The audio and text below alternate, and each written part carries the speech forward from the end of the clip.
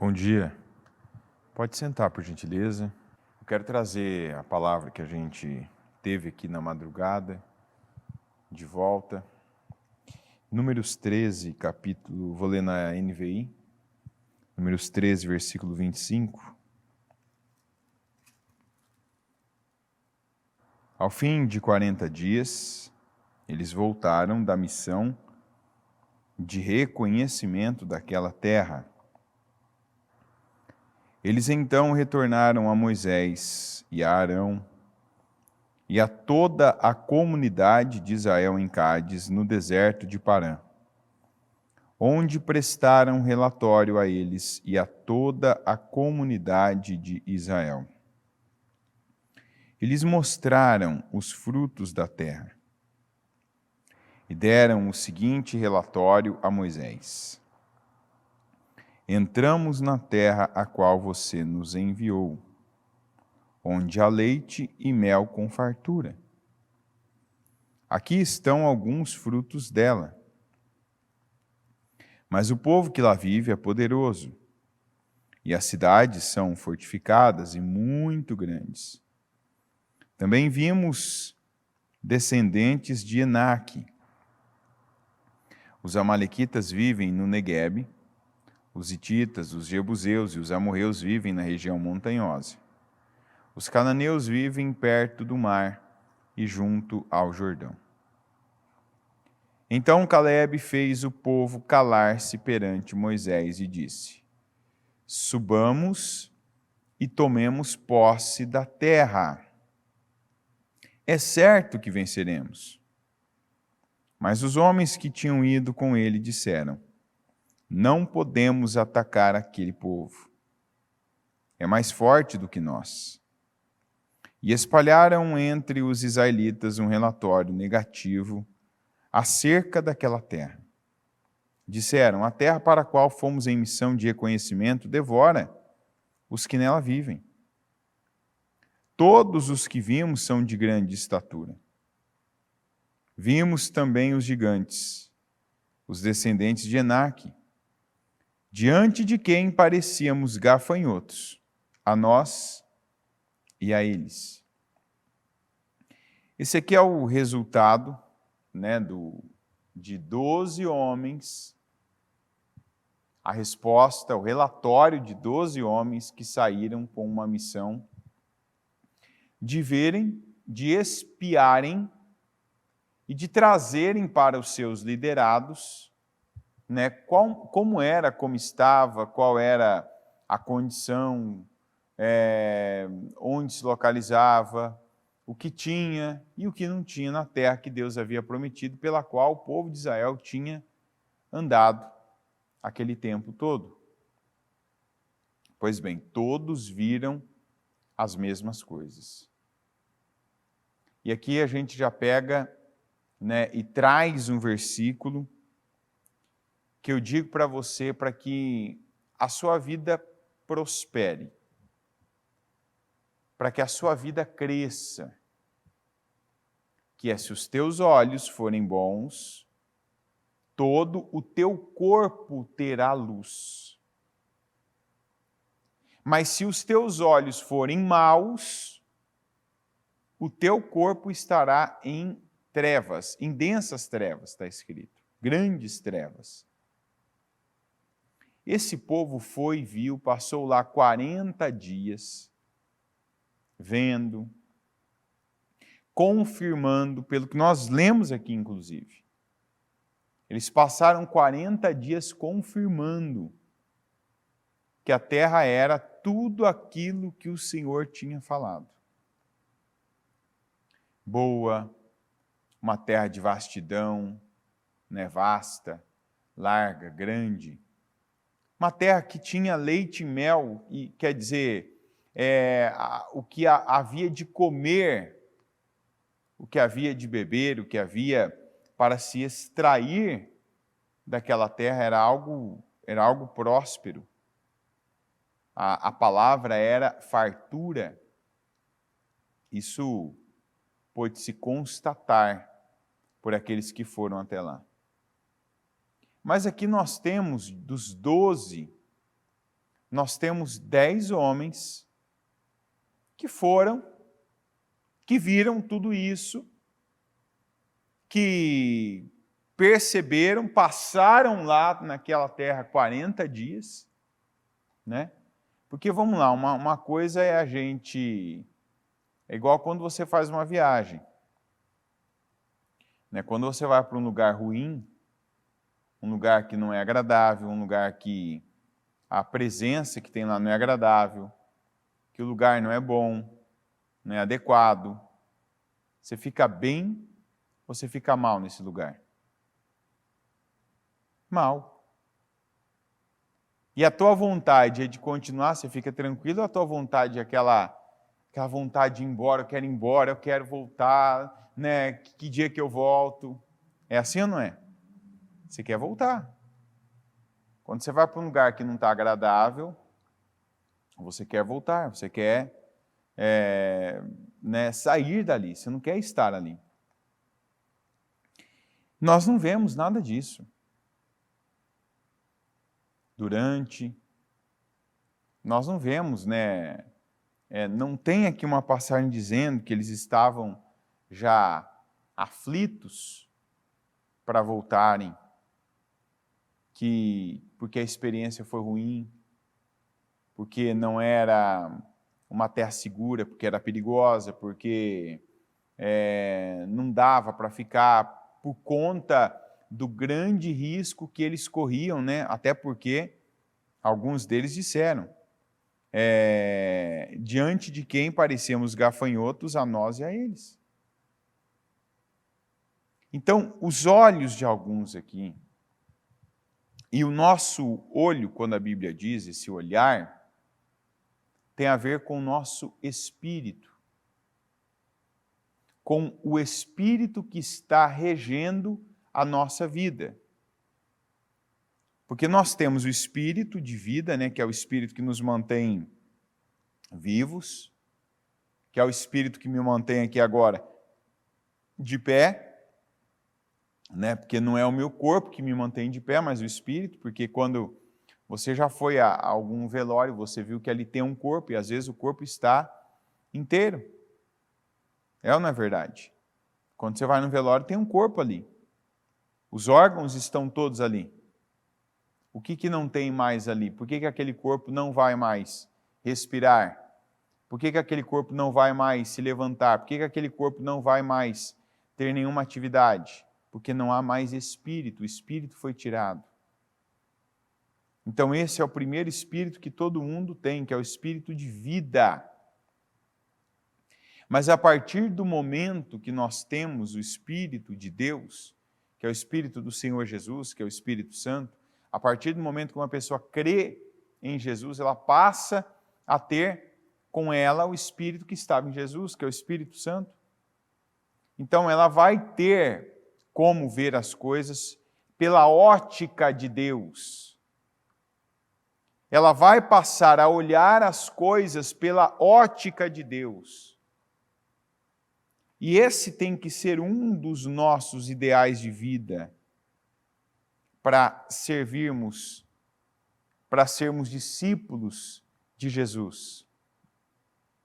Por que muitos ainda servem mal? Por que muitos são maus testemunhos? Porque eles não têm. Eles creram em Jesus até. Receberam o Espírito Santo, mas perderam. Perderam essa dádiva de Deus na vida deles, porque eles extinguiram o Espírito, como está escrito na Bíblia. Porque quantas vezes que Deus nos coloca em situações como essa? Eu não tenho como dizer para você que esses Enaquins, né, que eram os descendentes de Enaque, que eles não existiam, que eles foram uma invenção de 10 dos 12 espias. Existiam os Enaquim, gente? Existia. Mas a palavra, diante de quem parecemos gafanhotos, tanto a nós, diante da nossa visão como da deles, isso foi uma invenção. Esse foi o olhar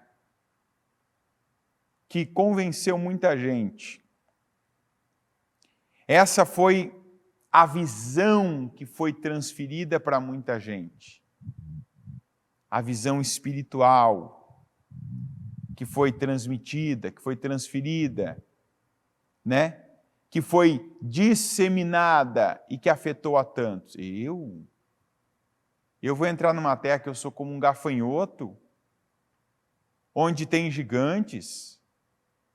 Eu vou entrar numa terra onde a própria terra devora os seus habitantes. Daí veio aquele questionamento, né? Seria melhor que a gente tivesse morrido, então, ficado no Egito. Ou então é melhor morrer no deserto do que ir para essa terra. Olha aqui, naquela noite toda a comunidade começou a chorar em alta voz, no 14:1. Todos os israelitas queixaram-se contra Moisés e contra Arão, e toda a comunidade lhes disse: quem dera tivéssemos morrido no Egito, ou neste deserto. Por que o Senhor está nos trazendo para esta terra?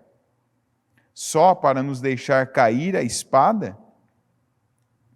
Nossas mulheres e nossos filhos serão tomados como despojo de guerra. Não seria melhor voltar para o Egito?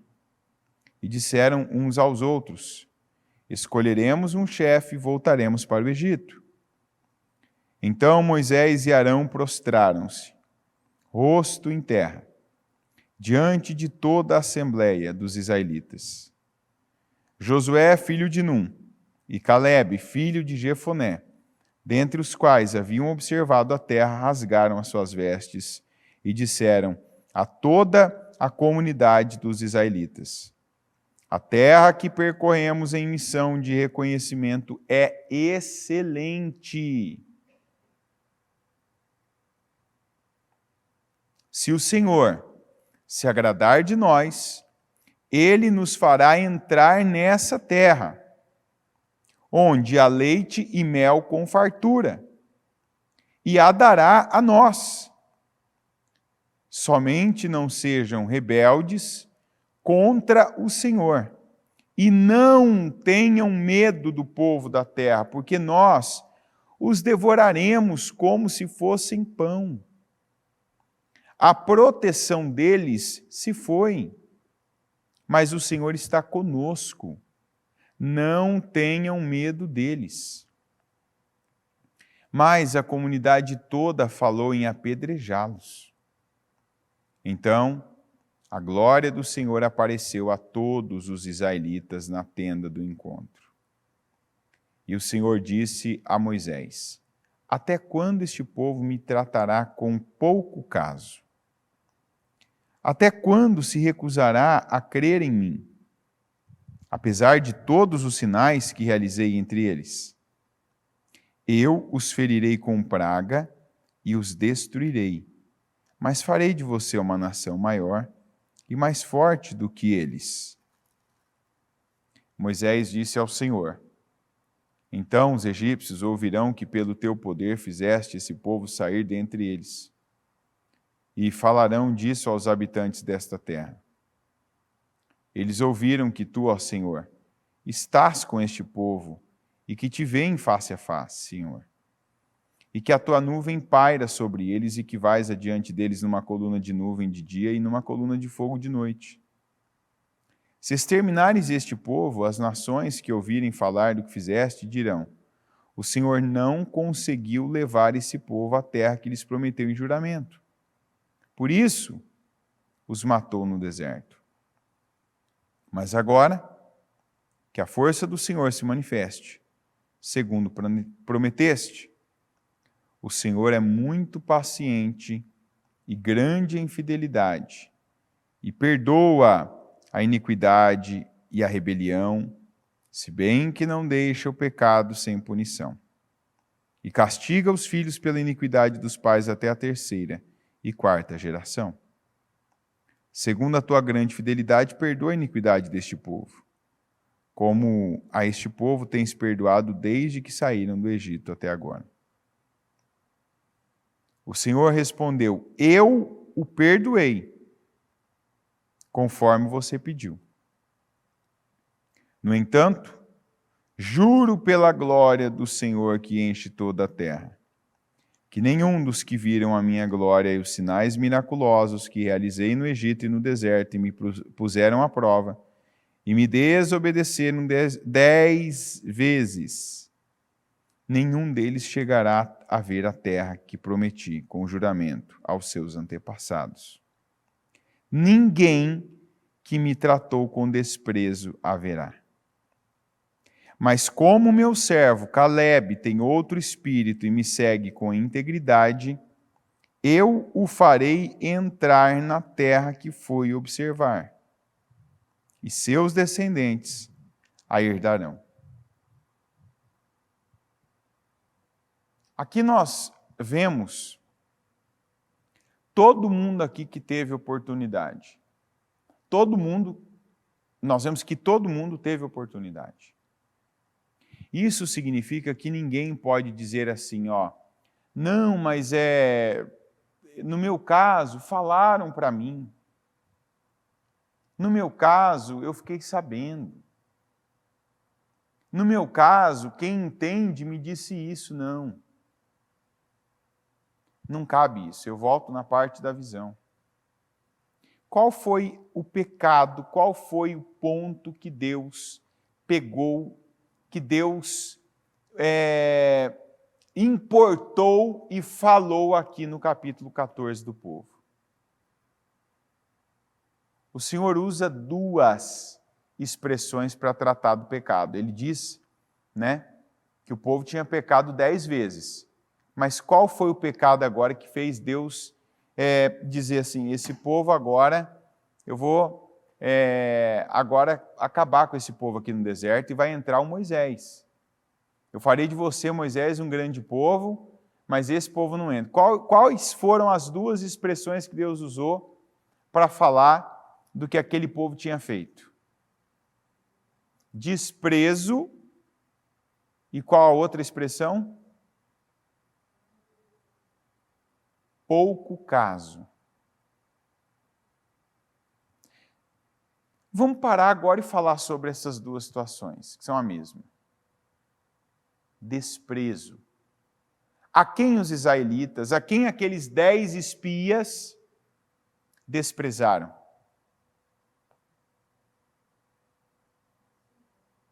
O Senhor. Porque eles chegaram, eles não consideraram quando estavam na terra que tudo que Deus tinha falado da terra era verdade. Boa, larga, que manava leite e mel, a localização, a região, o que tinha na terra. Eles desprezaram a parte de Deus, eles desprezaram a palavra de Deus, a palavra que eles já tinham recebido. Eles desprezaram a verdade. E eles se focaram. Eles colocaram a atenção deles, o foco deles, inclusive, decidiram falar daquela parte da terra que era difícil. Aquela parte da terra que era desafiadora.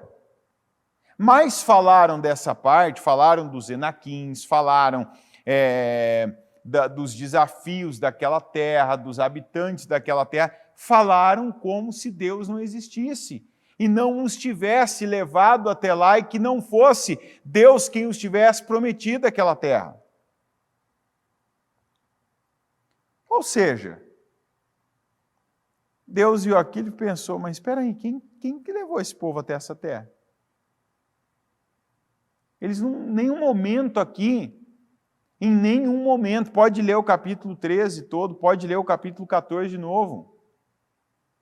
Você não vai ver nenhum desses 10 espias falando de Deus para o povo. Você não vai ver nenhum deles dizendo, não, a terra que o Senhor a terra que o Senhor nos prometeu, a terra para a qual o Senhor nos levou, não a terra que espiamos. Então é como assim, eu estou matando Deus agora. Porque eu não conto com Deus, Deus não pode fazer nada por mim, Deus não pode me ajudar em nada. Tudo que eu estou vendo é maior do que Deus, tem mais poder do que Deus, tem mais força do que Deus, tem mais capacidade do que Deus. Foi o que eles fizeram. Isso foi tratar Deus com pouco caso, com desprezo.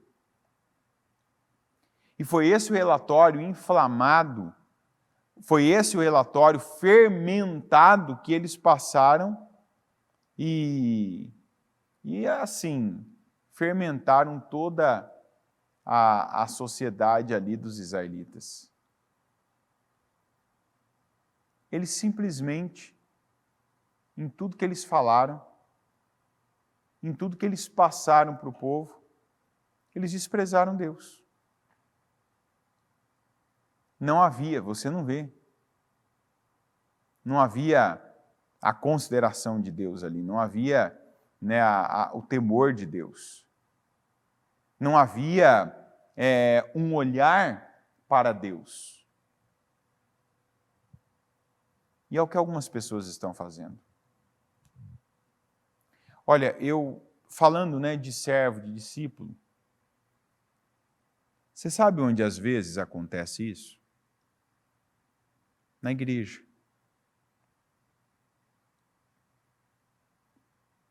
Às vezes acontece isso com o obreiro. Às vezes acontece isso com o pastor. A pessoa, ela esquece que quem colocou ela naquele lugar, no caso, a igreja, o templo, foi Deus. Que ele não pegou ela simplesmente, colocou ela assim, né, ó, tum. Eu estou falando de obreiro agora, de pastor, de obreiro, de gente que está atuando na obra. Mas que Deus a fez chegar até lá. Né? Um obreiro, ele não chega e já é obreiro. Um pastor, ele não chega e já é pastor. Ele tem que passar por um processo. E parte desse processo, ele teve que ser de vitórias, de bênçãos, de conquista, de libertação, de cura, de uma renovação mental. E quem fez isso na vida daquela pessoa, que agora, né, se tornara obreiro, que se tornara um homem de Deus, uma mulher de Deus, foi o Senhor. E quantas vezes que nós vemos que a pessoa que passou por esse processo, que foi ali trabalhada por Deus, foi transformada por Deus, que foi ali colocada, né, naquela posição, ela esquece que ela não chegou lá sozinha. E como é que você vê isso? Quando uma pessoa ela não faz para o próximo, quando ela não transmite para o próximo, quando ela não revela para o próximo o que foi revelado para ela, o que foi transmitido para ela, quando ela não dá o que ela recebeu. É um mal que tem no nosso tempo que as pessoas elas querem, igual os israelitas aqui. Isso aqui, se hoje um estudioso, se esse fosse um experimento realizado por uma faculdade, se esse aqui fosse um experimento realizado por alguns estudiosos, cientistas, né? Ou mesmo uma observação de alguns filósofos do nosso tempo, qual seria o nome que eles dariam? Hoje tudo agora que acontece que fica diferente, né, que destona muito de uma situação normal, eles dão o nome de síndrome. É ou não é verdade? E eles dariam um nome assim, a síndrome das coisas prontas. Então, esse povo queria as coisas prontas. Elas estavam prontas? E na vida, o que é que está pronto? O que é que vem pronto para você? Geralmente a gente recebe as coisas prontas, algumas pessoas até a comida recebe pronta, uma vez por ano, que é de presente no dia do aniversário. É ou não é verdade? Os outros 364 dias, você tem que fazer, você tem que correr atrás. Você tem que ir atrás, você quer alguma coisa, você vai ter que comprar, você vai ter que pagar, você vai ter que trabalhar para isso. Você vai ter que ir lá, você vai ter que criar, você vai ter que preparar, você vai ter que fazer. Então tem gente que chega, quer as coisas prontas. Né? Ah, não vem. E muitas vezes isso acontece na obra. As pessoas, por exemplo, com quem nós temos de lidar na igreja, não são pessoas prontas. Que bom seria que as pessoas chegassem prontas. É ou não é verdade? Que as pessoas já chegassem libertas, que as pessoas chegassem e não mentissem mais. Que as pessoas chegassem e elas não tivessem doentes, elas não tivessem enfermas, que elas não tivessem problemas financeiros, que elas tivessem muito dinheiro para investir na obra, para semear, que elas tivessem muitas condições, muito tempo, gente que estava com a vida assim certa, a vida feita, e tivesse muito tempo para apoiar, para ajudar na escolinha, para ajudar na organização da igreja, para ficar aqui uma madrugada toda para apoiar num trabalho como o de hoje, para ficar aqui durante o dia, para ajudar a fazer as coisas, a organizar, a arrumar, a cozinhar, a olhar e fazer o serviço, né, de recepção, de fazer, né, os atendimentos. Olha que maravilha! Mas não é assim. As pessoas chegam arrebentadas. E qual o lugar para as pessoas arrebentadas virem? Qual o lugar? Quem é que tem que receber essas pessoas? Os gratos, né? Os que foram costurados, os que foram ali consertados, que estavam arrebentados também, não é verdade? Que Deus deixou arrebentar mesmo, Deus deixou virar, se transformar em cacos para ele ir lá e, como está escrito lá na parábola, na passagem do oleiro, Deus deixa quebrar para ele refazer. Opa! Eu sei como é o poder de Deus que refaz. Eu sei como é o poder de Deus que transforma.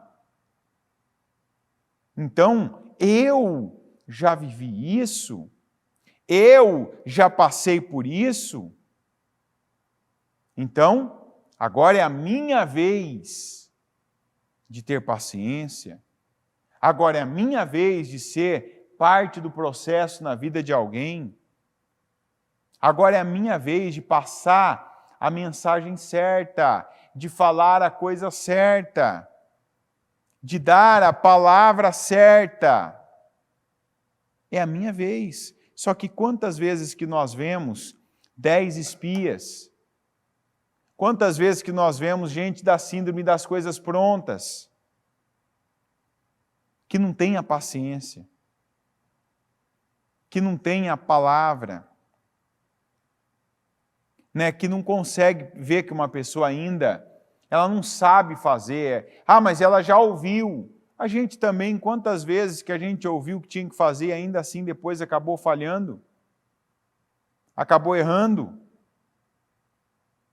acabou tendo uma atitude imatura, egoísta, uma atitude minúscula, vergonhosa.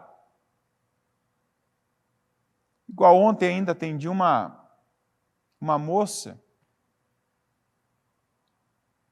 Mas eu também já pensei assim, eu não estou dizendo assim, fizeram, eram assim, tem gente que é assim. Não, eu também já tive essa cabeça pequena. Eu também já fui uma pessoa da síndrome das coisas prontas, que queria lidar só com as coisas prontas, que queria ter ido para a terra para espiar e não tivesse nenhum Enaquim, que naquela terra só tivesse anão, no máximo, ou melhor, que ela já tivesse vazia, deserta, né? Sem habitação de ninguém, só com os campos, as plantações, as árvores frutíferas e até inclusive com alguns animais gordos no ponto para chegar alguém lá e abatê-los para poder, né, desfrutar daqueles animais. Eu também já fui assim. E não nego que há em mim essa inclinação. Eu já disse aqui que um dos meus maiores problemas na vida, um dos meus maiores pecados, e algo que eu tenho que lutar uma vida, apesar de já ter sido liberto e ter tomado posse da minha libertação, mas uma inclinação fortíssima na minha vida é a preguiça. E você quer uma preguiça maior do que a preguiça de pessoas, a preguiça de lidar com pessoas difíceis? Sabe, gente que é complicada, gente que você já falou 10 vezes a mesma coisa. E essa palavra nos ensina. Esse povo já tinha pecado contra o Senhor 10 vezes. O que o Senhor fez aqui na 10ª? O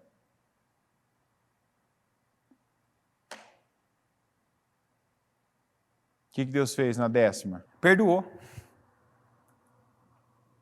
Esse povo pecou 10 vezes. E me puseram à prova e me desobedeceram 10 vezes. Aí depois o Senhor fala assim,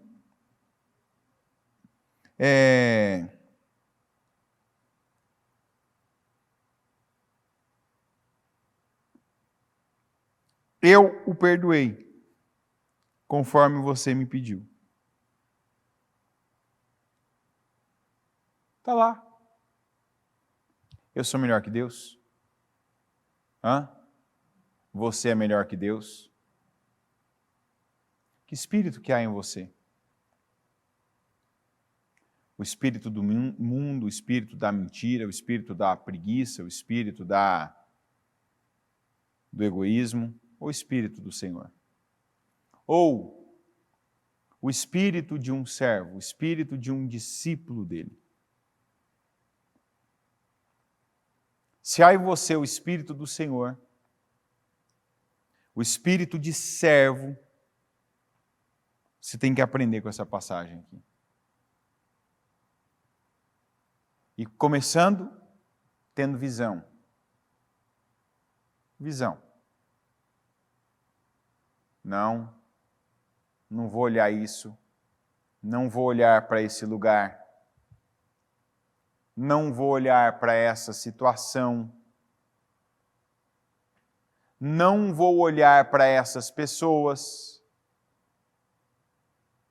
não vou olhar para esse momento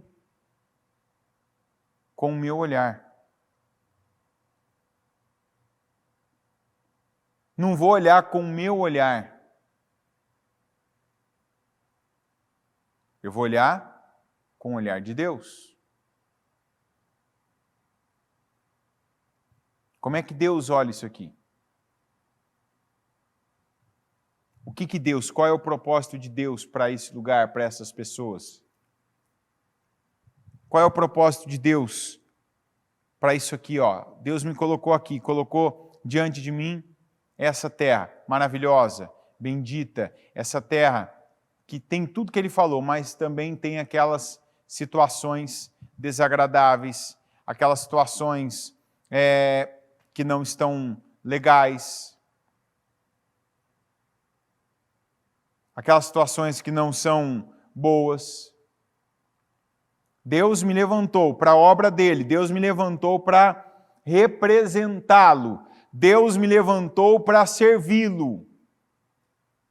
E agora, quando ele coloca alguém para eu servir ele, abençoando, cuidando, curando, libertando, consertando, costurando essa pessoa que está cheia de feridas abertas, eu acho que é pesado demais, eu acho que para essa pessoa não tem jeito, eu acho que ela está demorando demais para mudar, para se posicionar, para obedecer a Deus, eu acho que ela não está sendo sincera, então ela não merece mais a minha atenção, que ela não pode mais continuar, porque ela jogou fora todas as oportunidades que Deus deu a ela.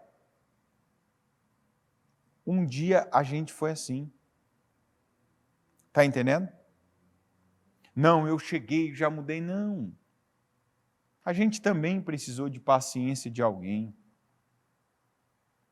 Claro, sem contar de Deus, que nos perdoou, né? O amor de Deus. Deus nos amou tanto que sem nós termos nada para oferecer para Ele, Ele nos chamou. Venha. Foi ou não foi? Deus nos chamou pelo que nós somos. Porque Ele é amor, não pelo que nós temos para oferecer para Ele. Então, essa tem que ser a nossa atitude.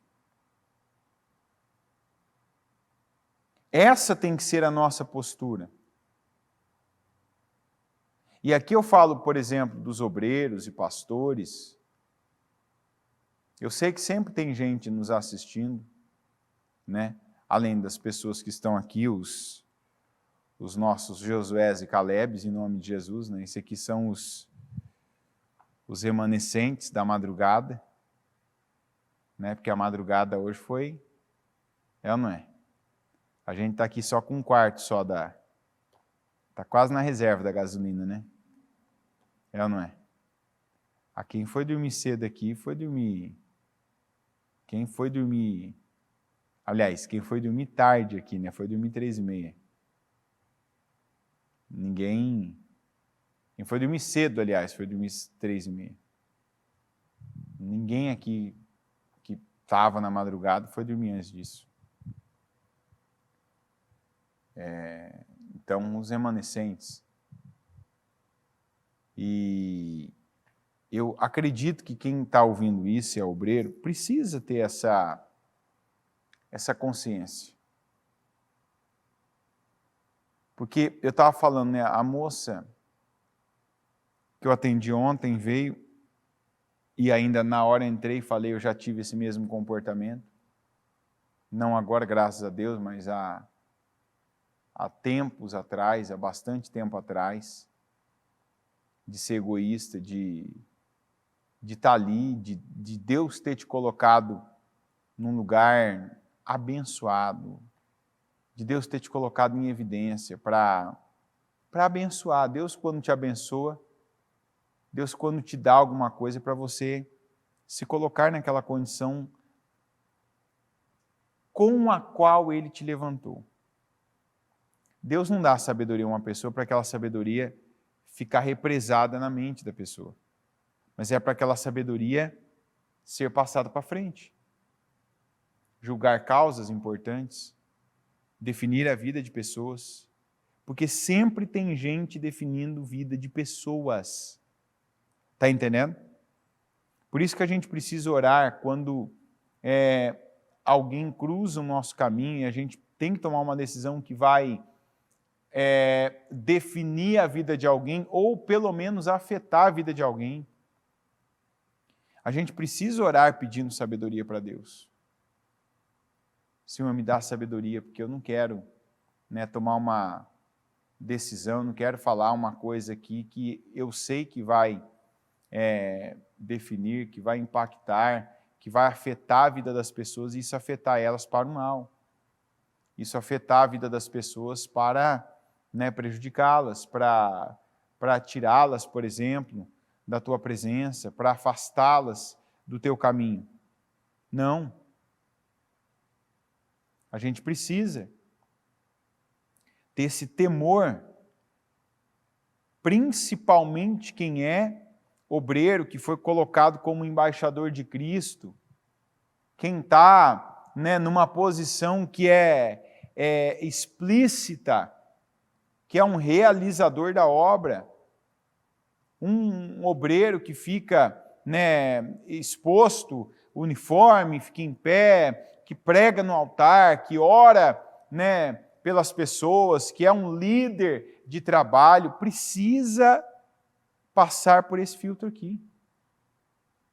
Será que eu tenho amado? Será que eu tenho cuidado de quem Deus tem me enviado?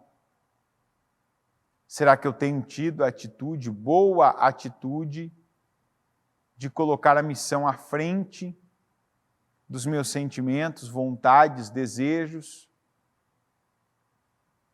Será que eu tenho feito o que Deus espera de mim?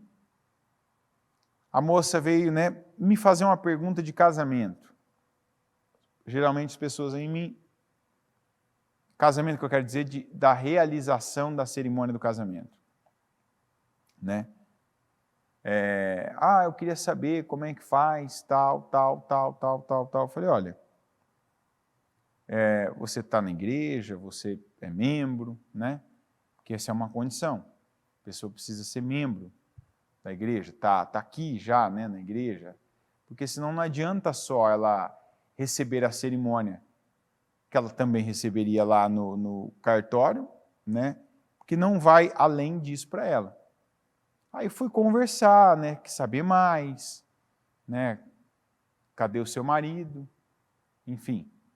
E ela foi falando. Aí eu falei, não, vamos aprofundar mais isso, né? Você está querendo uma coisa que está certo, né? Casar, receber a bênção, né? Regularizar a sua situação, não ficar aí nesse meio termo, né? Se não der certo eu corro, vou para outra situação. Falei, mas não é só isso que você precisa de uma construção, aprender sobre isso, seu marido, né? Ser orientado pelo que você está me falando, né? Veja que tem coisas que não é, eu não vou dizer que é o Espírito Santo, que foi, é apenas a dedicação. Ela falou poucas coisas ali. Eu falei, dificilmente seu marido teve pai, mãe, né? Então, vem com ele para a gente ajudar ele. Né? Ainda falei, hoje é o dia da casa firme. O homem aprende a ser homem, a mulher, né, aprende a ser mulher. Eu falo ser mulher, não é que a pessoa não seja. Eu estou dizendo cumprir com o seu papel naquela função em que ele tem na família. E eu, só de ouvir, né, a pouca coisa que ela disse, eu disse, pelo jeito seu marido não aprendeu. Não sei se ele teve referência de pai, me parece que não, mas ele não aprendeu a ser homem, não aprendeu a ser pai, não aprendeu a ser marido, e ele precisa de tudo isso. Né? E nós temos, né, disposição, temos ferramentas, temos, né, aqui a condição de ajudá-lo. Ela falou, olha, como é que o senhor sabe? Né? Ele não teve mesmo pai e mãe, foi criado pela avó. Eu falei, não, eu não sei. Eu falei, mas o pouco que você está me dizendo dá essa visão. Né? Por isso que eu falei, não adianta só. Aí, na hora, a moça ficou emocionada e disse assim, puxa, a gente precisa tanto disso, mas a gente até tentou, né, há um tempo atrás, mas a pessoa que orientou meu marido não teve paciência, não teve, sabe, amor, só falou para ele que não podia isso, não podia aquilo, que estava errado, e falou tanto que tinha que casar, né, que, sabe, a gente acabou não ficando, né? E aí eu disse, amém, mas agora, né, você está aqui, volta com ele, vamos começar essa construção. Eu falei, a palavra que você tem que colocar na sua cabeça agora é construção. Não vou te dizer que você vai vir aqui com ele num dia, vocês vão sair daqui mudados, transformados, abençoados, não. Eu falei, é uma construção. Desaprender coisas que vocês aprenderam, desaprender de novo, é reaprender e aprender de novo. E aí vai construindo, e aí, né, vamos colocar a coisa certa, tirar a coisa errada, vamos ouvir a palavra e vamos orar. E quando ela falou isso, né, ainda pensei, olha, que coisa, né? Eu também já fiz isso. De alguém chegar e você vê aquela pessoa com aquele problemão. Aí você dá para ela uma palavra, uma direção e um conselho que é errado. Não é certo. Tanto que ela veio buscar só isso. Ela não veio pedir ajuda, ela falou assim, eu quero saber como é que eu faço para casar. Por quê? Porque o que falaram para ela, e na época o namorado, o noivo, era só isso. Não, vocês estão errados, vocês estão no pecado, vocês estão fornicando, porque vocês vão para o inferno, vocês precisam casar, porque vocês precisam casar, porque vocês precisam casar, porque vocês precisam casar. Então, meio que assim, agora, se eu não casar, eu sou nada, eu sou um zero à esquerda, eu não presto mais. Está entendendo? Então, é como a pessoa, por exemplo, muitas vezes, por que tanta gente olha para Deus? Por que cresce tanto o ateísmo nos dias em que mais informação de Deus e da Bíblia se tem com facilidade? Porque aqueles que representam Deus, os promotores de venda de Deus, os representantes comerciais de Deus estão fazendo muito mal o seu trabalho. Está entendendo? Poxa vida, para que eu preciso de Deus? Para me condenar, para me massacrar, para me diminuir. Não, a pessoa fica longe, já estava longe dele, está mal. Mas era um mal sem esse peso na consciência. Está entendendo? Era um mal sem esse peso. Igual ela disse. E aí eu pensei, como estava dizendo, o conselho que foi dado para esse casal foi errado? Não foi errado. Mas não foi o conselho certo para aquela altura. E quem está diante de uma pessoa que precisa de ajuda sabe. E eu quero que cada um que está ouvindo essa mensagem agora, né, receba de Deus esse temor para pensar. As pessoas que Deus tem colocado na minha vida para eu cuidar, para eu servir. Eu tenho falado a coisa que elas têm que ouvir agora, que elas devem ouvir agora? Ou eu tenho dado uma dose muito maior do remédio que tem feito ele, na verdade, se tornar um veneno para elas? Está entendendo?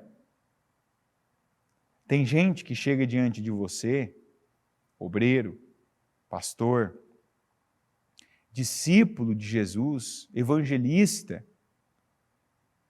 que você que agora já está na condição de médico, você sabe.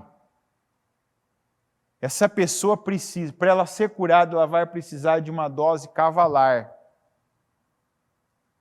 Mas se eu der uma dose cavalar para ela agora, eu mato ela, eu não curo ela. Então eu preciso acostumar agora o organismo dela, eu vou dar uma pílula só. Está entendendo? Ah, mas a pílula vai curar ela agora? Não. Mas vai fazê-la entrar no processo de cura. Vai fazer ela querer mais, ela vai querer a segunda, ela vai querer a terceira, ela vai querer a quarta, ela vai querer a quinta, ela vai querer a 20ª, ela vai querer a 100ª. Mas aí entra, ó, mas vai demorar. Eu quero para quando? Eu quero agora, mas esse aqui é o tempo que eu tenho agora. E aí é onde muita gente tem, na verdade, desprezado a oportunidade que tem de servir a Deus, tem perdido a chance de ajuntar tesouros nos céus, de receber galardão do Senhor. porque aí eu me volto aqui e tenho feito errado, tenho feito igual os 10 espias. Não tenho olhado com o olhar de Deus. Quanta gente, eu vejo gente na igreja hoje que se tivesse continuado naquele emprego, que entrou ganhando pouco, que entrou onde tinha gente difícil, gente complicada, hoje estaria com a casa, com o carro, estaria com uma vida abençoada, porque já teria condições de ter pago, de ter entrado num compromisso alto, porque já teria sido promovido, porque já teria tido aumento, porque a empresa cresceu, mas não teve fé. Tratou Deus com desprezo. Ah, não, isso aqui não é de Deus, porque senão não teria gente assim trabalhando aqui. Ah, não, isso aqui não é de Deus, porque senão esse salário não seria tão baixo. Será que é de Deus a pessoa ficar desempregada, sem ganhar nada, sem poder fazer nada pelo próximo? Ah, isso é de Deus? Ah, não, mas nesse salário baixo, com gente assim, gente que faz isso, que fala aquilo, tem muito ímpio, tem muita gente que age assim, que fofoca, que fermenta, né, que fala mal do outro lá. Esse é o campo que Deus muitas vezes nos planta. Um campo cheio de armadilhas, com gigantes, enaquins, para que aquele que perseverar veja e mostre que o poder de Deus é muito maior do que o que a gente conhece até agora. Aquele povo, todos os 12, não só o Josué e o Caleb, mas todos os 12 até então tinham visto o poder de Deus na vida deles. O cuidado de Deus para com eles. Nos livramentos que eles tinham no deserto, na comida que eles comiam todo dia, na nuvem de fogo, na coluna de nuvens. O cuidado de Deus quando eles tinham que tomar água, quando eles tinham que se alimentar. Mas quando eles olharam para aquele momento, eles foram dopados por uma dose muito forte, entendeu? De engano, de arrogância, de orgulho, de egoísmo. E eles desprezaram Deus. Ali eles desprezaram tudo que Deus tinha feito até então. Desprezaram todas as promessas que Deus havia feito e que ali eles viam elas se cumprindo. E por isso que eles não entraram na terra. Nós hoje não estamos na terra de Canaã, mas igualmente nós temos promessas e alguns estão deixando de entrar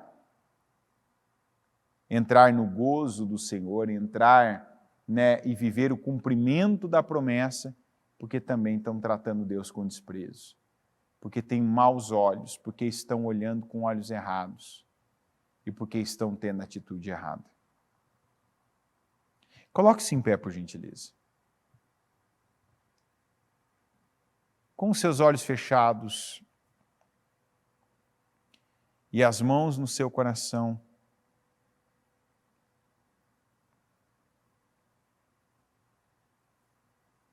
eu peço que você agora pense.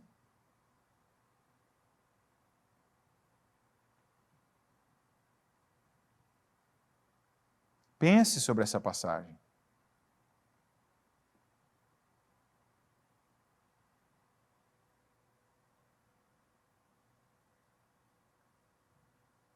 Qual servo você tem sido?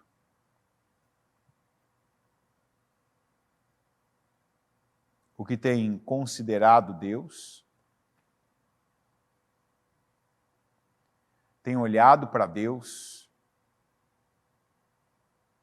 Tem ouvido Deus para dar o próximo passo, para tomar a atitude?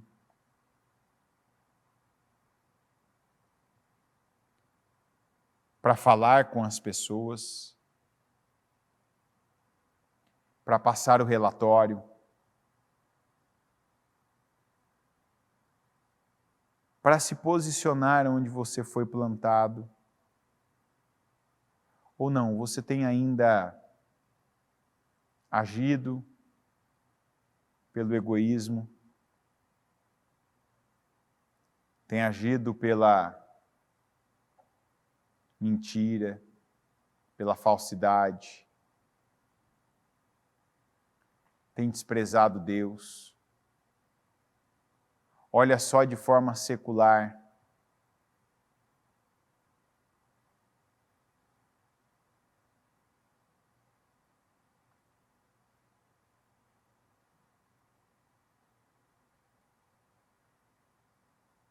Olha de forma secular. Se é difícil, se é fácil, se é agradável para você aquele momento, se não é. Se no tato e no trato com as pessoas aquilo vai te demandar mais tempo, ou se dá para resolver rápido ou tirar da frente. E não vai longe não, isso começa muitos têm acertado e muitos infelizmente têm falhado dentro de casa. É na atitude que tem já com a família. Naquela atitude sem amor, sem paciência, com palavras ríspidas, com atitudes insensíveis, sem o devido temor, sem paciência, sem amor. Meu Deus Todo-Poderoso, eu entro, meu Pai, em oração agora, a nossa última oração dessa casa firme.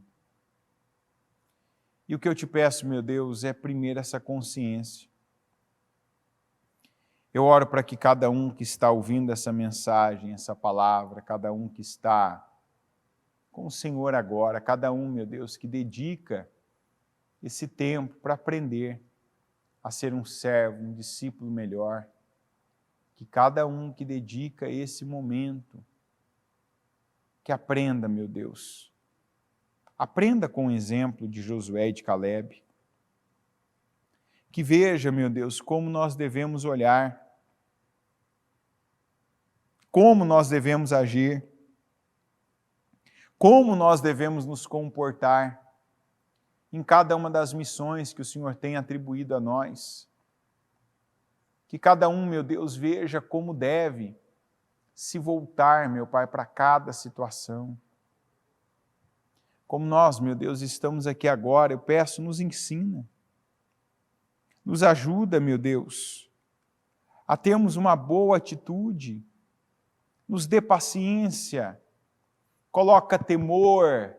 Eu peço que o Senhor faça com que saibamos mais do amor do Senhor, tenhamos mais amor, meu Deus, pelas pessoas, pelos lugares, pelas coisas, pelas situações que o Senhor tem colocado diante de nós. Coloca, Senhor, e nos enche de amor. Nos leva a ver, meu Pai, aquilo que ainda não vimos. Nos leva a viver, nos leva a fazer aquilo que ainda não fizemos. Nos dê visão. Eu peço, meu Deus, que o Senhor nos dê visão, para que os nossos olhos sejam bons e que venhamos olhar para qualquer coisa, que venhamos olhar, meu Deus, para qualquer pessoa com esse bom olhar e ver o Senhor em cada coisa e ver, meu Deus, a oportunidade de crescimento do Senhor, a oportunidade que o Senhor nos dá em cada uma das situações. Esteja conosco em tudo, Senhor. Nos forja, ainda que em tempos difíceis e momentos desagradáveis, para que sejamos, meu Deus, os bons servos e os discípulos, meu Deus, aprovados pelo Senhor. Eu oro para que o Senhor nos ajude, porque sem o Senhor nós não podemos fazer coisa alguma. Que tenhamos, meu Deus, agora esse batismo de deslumbre, como ouvimos ainda no domingo. Que não nos acostumemos com a vida que o Senhor nos dá a cada dia, de oportunidade e de bênção, meu Deus. Mas que venhamos, meu Deus, ver algumas coisas como se fosse a primeira vez e valorizá-las e sermos gratos por elas e fazermos o nosso melhor e darmos ao Senhor condições do Senhor nos usar mais do que já nos usou, que a cada nova oportunidade, que tenhamos mais, meu Deus, do Senhor, mais unção, mais visão, mais sabedoria. Eu te peço, nos dê sabedoria para lidar em cada momento, com cada pessoa, em cada situação, nos dê sabedoria para ajudarmos, para ensinarmos, para investirmos do nosso tempo, da nossa capacidade. Nos dê sabedoria para falar, para orientar, para ajudar, para construir, para sustentar, para resistir. Nos dê sabedoria, Senhor. Porque o bom servo, ele tem sabedoria. Eu peço como Salomão, nos dê sabedoria, meu Deus, para conduzir este teu tão grande povo. Nos ajuda em tudo. Porque sem o Senhor nós nada podemos fazer. E tudo que nós devemos fazer, meu Deus, devemos fazer com o Senhor, com a ajuda do Senhor e debaixo da unção do Senhor. Eu tomo posse dessa unção. E eu oro para que cada um, meu Pai, que recebe essa oração agora, que também receba essa unção. Que veja, meu Deus, contemple e desfrute da Tua glória. Que cada um seja abençoado, se torne num servo e num discípulo do Senhor, aprovado, fazendo a Tua vontade e recebendo o Teu galardão e o tesouro no céu que o Senhor reservou para aqueles que Te servem. Em nome de Jesus, meu Deus, eu oro e eu abençoo a vida de cada um. Eu concordo, meu Pai, com cada oração que foi feita desde ontem, às 7 da manhã, em todos os nossos períodos de oração, de intercessão aqui na Casa Firme, com o nosso clamor na madrugada realizado, meu Deus, para romper com o novo tempo pela Bispa e por todos nós que estávamos aqui. Eu concordo com cada oração agora e eu abençoo a vida do Teu povo, em nome de Jesus. Amém. Amém, amém.